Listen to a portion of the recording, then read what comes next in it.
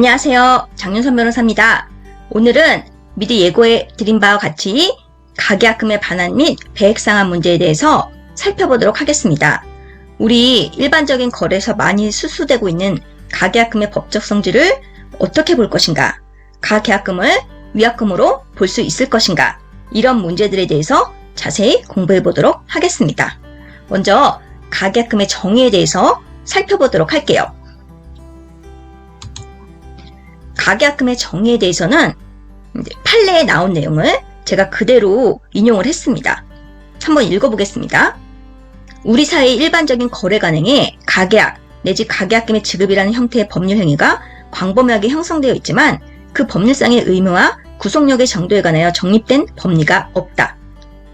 가계약도 계약의 일종이고 계약금에 비추어 소액이지만 가계약금의 수수까지 이루어지는 만큼 뭔가 구속력이 있겠지만 임시 계약이다 보니 본계약보다는 약한 구속력을 가진 약간은 불분명한 무엇일 수밖에 없다. 결국은 가계약에 관한 당사자들의 의사합체 내용이 무엇인지에 관한 해석의 문제로서 당사자들이 가계약에 이른 경우에 따라 다양한 해석이 가능하다. 일반적으로 가계약의 체결은 본계약의 중요 부분에 대하여 어느 정도 합의가 이루어진 이후에 이루어지는데, 불행히도 대부분의 경우는 합의 내용에 대한 별도의 서면을 작성하지 아니한 채 빠른 시일 내에 본계약의 체결 여부를 결정하기로 하고, 본계약 체결 이전에 가계약을 체결하는데 가계약금을 수수함으로써 본계약을 체결할 의무를 어느 정도 부담한다는 정도의 인식을 공유하는 정도에 그친다. 가계약금 수수의 의미에 대해서 살펴보도록 하겠습니다. 대구지방법원 서부지원 2018 12월 11일 선고 2018 가소 21928 사건인데요. 이 판례에서 아까 살펴봤던 가계약금의 정의에 대해서도 설치를 했고요. 지금 살펴보게 될 가계약금 수수의 의미에 대해서도 설치를 했습니다. 같은 판례에서 다 나온 얘기들이거든요. 한번 같이 읽어보도록 할게요.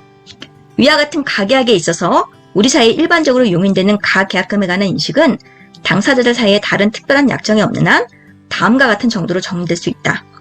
매매계약의 경우를 예를 들어 매매의 가계약을 체결하고 가계약금을 수수하는 것은 매수인에게 다른 사람에 우선하여 본계약을 체결할 수 있는 우선적 선택권을 부여하고, 매도인은 이를 수인하는 데 본질적인 의미가 있으므로 가계약 제도는 매도인보다 매수인을 위한 장치이다. 본계약을 체결할지 여부를 결정할 기간은 비교적 단기간으로 정해지고, 매수인은 그 기간 내에 본계약의 체결을 요구할 권리를 가지는데, 매도인은 매수인의 본계약 체결 요구에 구속되므로 매도인은 매수인의 매매계약 체결 요구를 거절할 수 없다.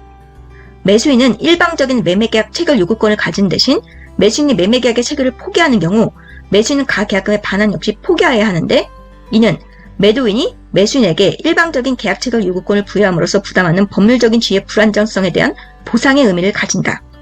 매도인이 매매계약의 체결을 거부하더라도 매수인은 매매계약 체결권을 일방적으로 행사할 수 있으므로 결국 매수인의 의사에 따라 매매계약이 체결되고, 이때 정해진 계약금은 해약금의 성질을 가지므로 매도인은 계약금의 배액을 상환하고 나서야 비로소 매매계약 구속력에서 벗어날 수 있을 것이다.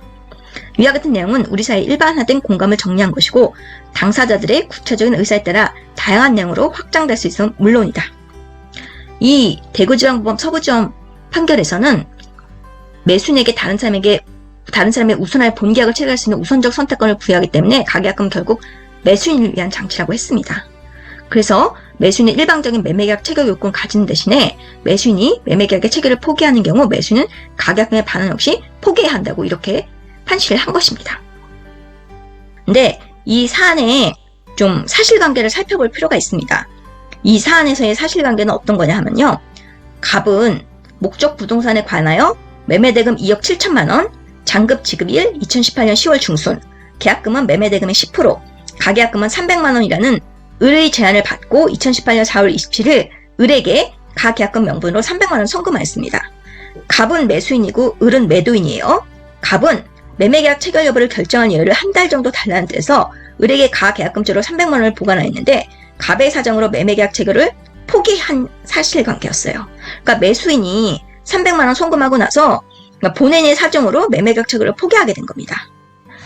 그래서 이 사안에서는 갑이 을과 부동산 매매계약의 가계약을 체결하여 을에게 가계약금을 지급하였다가 본계약 체결을 포기하고 가계약금의 반환을 구한 사안에서 본계약 체결을 스스로 거부한 갑은 가계약금의 반환을 청구할 수 없다 이렇게 판시를 했던 거예요.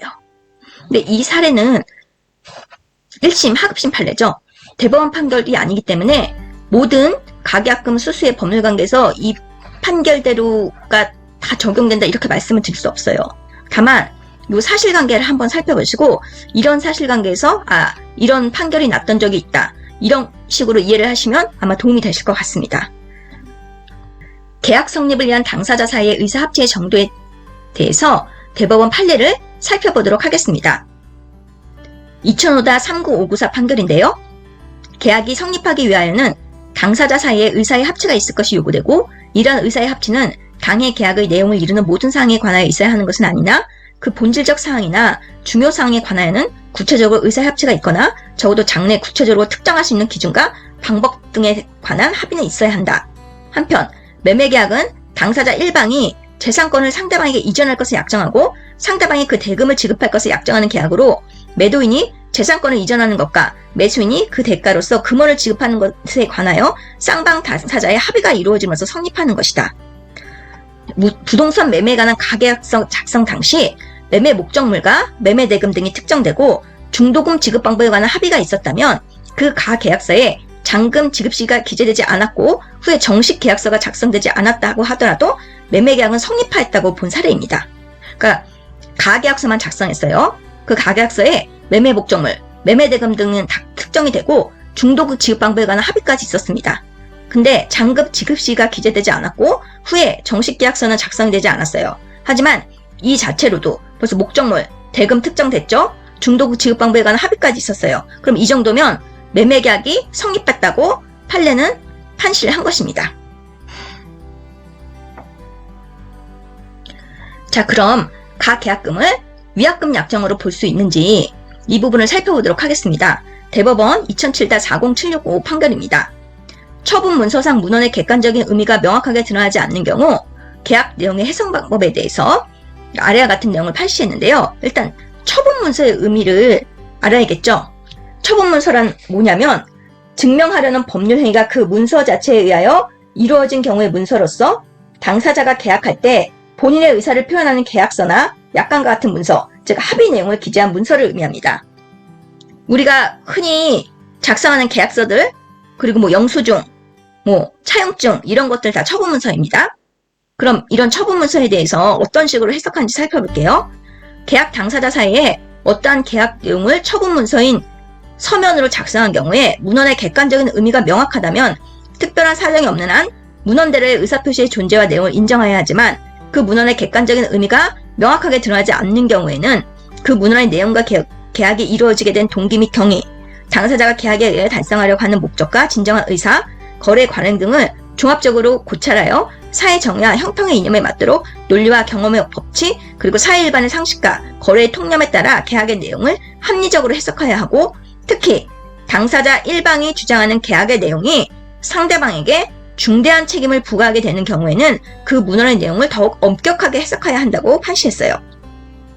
가계약에서 매수인은 가계약일로부터 10일 이내에 본계약을 체결하기로 하고 만약 불이행 시는 본계약을 무효로 하고 매수인은 어떤 이의도 민형사상의 문제를 제기할 수 없다고 약정한 경우 이 약정 내용만으로는 매수인의 계약 불이행 시 이미 지급한 가계약금의 반환 청구를 포기하기로 하는 위약금 약정이 있었던 것으로 볼 수 없다고 했습니다.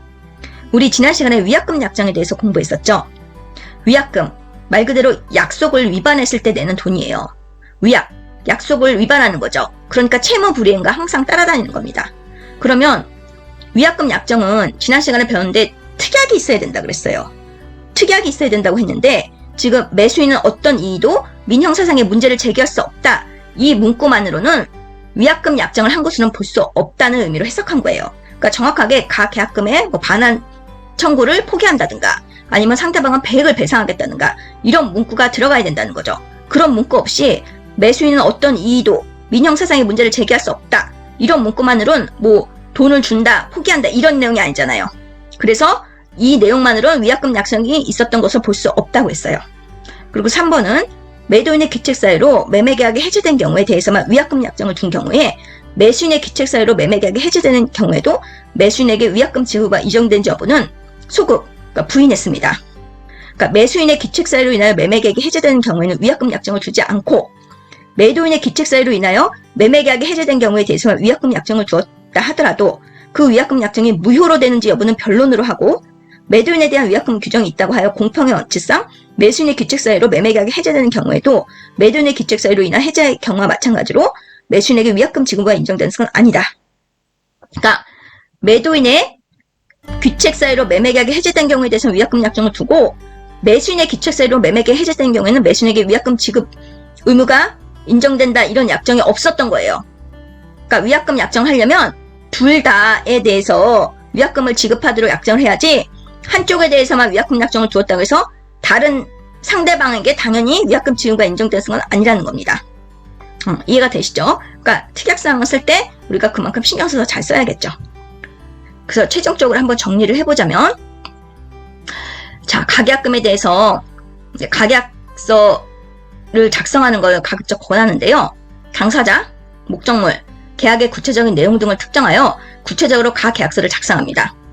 언제까지 본계약을 체결하기로 하고 그러지 못한 경우 어떻게 할 것인가가 핵심인데요. 언제까지 본계약을 체결한다, 여기까지만 적으시면 안 되고, 만약 그렇지 못할 경우에는 뭐 귀책사유가 있는 쪽에, 채무불이행이 있는 쪽에서 뭐 가계약금을 포기한다든가 아니면 배액을 상환한다든가 이런 내용의 문구를 같이 꼭 기재를 하셔야겠죠. 그리고 가계약서를 서류 형식으로 작성하지 못한다면 문자나 카톡 등으로 당사자들에게 내용을 확인하게 하여 동의를 받는 것이 좋습니다. 그리고 가급적 계좌번호는 동의를 받고 알려주시는 게 또 좋아요.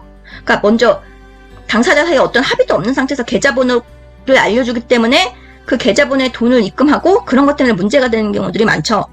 그래서 가급적 이제 문자나 카톡 이런 걸로 당사자들한테 내용을 확인하게 주고, 그리고 이런 경우에 이제 가계약금 돌려받지 못합니다, 아니면 뭐 배액을 상환하셔야 됩니다, 이런 내용에 대해서 저도 동의합니다, 이런 답변을 다 받은 이후에 계좌번호 알려주시고 돈을 입금하게끔 하시면 분쟁을 예방하는데 많은 도움이 될 것 같습니다. 그리고 본계약이 성립되지 않았을 경우 가계약금을 그냥 반환한다는 내용이나 해약금, 뭐 포기나 배상 문제죠, 혹은 위약금, 채무 불이행 시 제재, 이런 걸로 하는 특약을 반드시 기재하는 것이 좋습니다. 위약금은 특히나 특약이라고 했어요. 위약금은 특약이 있어야지만 인정됩니다. 그래서 가계약금 같은 경우는 이후에 본계약을 체결하기로 한 이게 전제가 되기 때문에 본계약이 체결되지 않으면 그 자체로 채무불이행이 있게 되는 거죠. 그래서 그 채무불이행이 있는 당사자가, 그러니까 뭐 가계약금을 포기한다든가 아니면 뭐 배액을 상환한다든가 이런 식으로 위약금 약정을 하시는 게 좋습니다.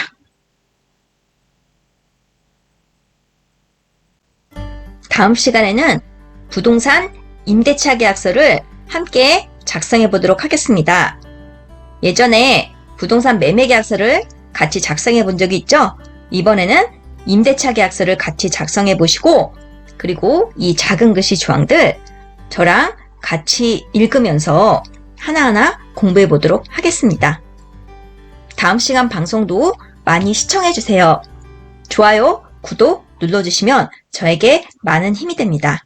오늘 방송 시청해 주셔서 진심으로 감사드립니다. 다음에 또 뵐게요.